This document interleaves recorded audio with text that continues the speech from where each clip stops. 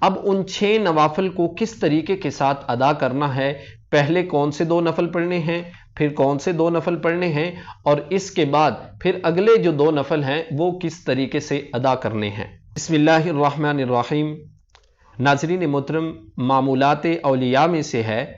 کہ 15 شعبان المعظم کی رات، یعنی جو شب بارات کی رات ہوتی ہے، اگر کوئی شخص مغرب کی نماز یعنی فرائض اور سنن ادا کرنے کے بعد 6 رکعت نفل ادا کرتا ہے، اللہ رب العزت اس کو بے بہا رحمتیں اور نیکیاں عطا فرماتا ہے۔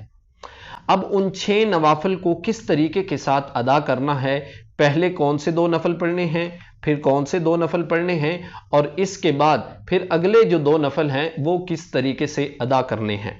ان 2 رکعتوں کو اس ترتیب سے پڑھنا ہے کہ سب سے پہلے آپ نے نیت یہ کرنی ہے کہ عمر درازی بالخیر کی نیت کرنی ہے۔ 2 رکعت عمر درازی بالخیر کی نیت کر کے آپ نے نماز یعنی نفل کو شروع کرنا ہے، اور اس کے بعد اپنے 2 نوافل جو ہیں ان کو آپ نے مکمل کرنا ہے۔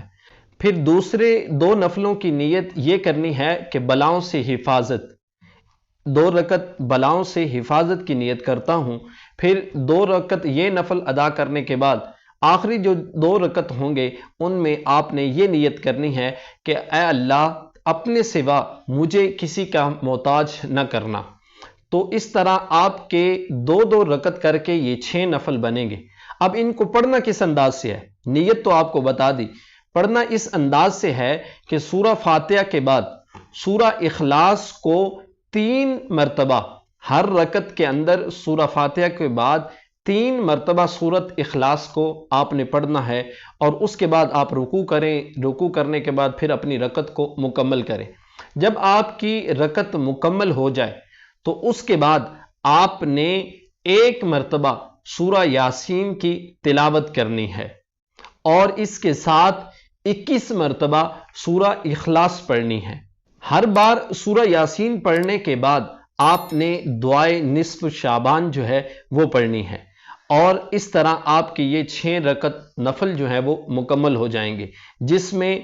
بلاؤں سے بھی حفاظت، اللہ کے سوا کسی کے محتاج نہ ہونا،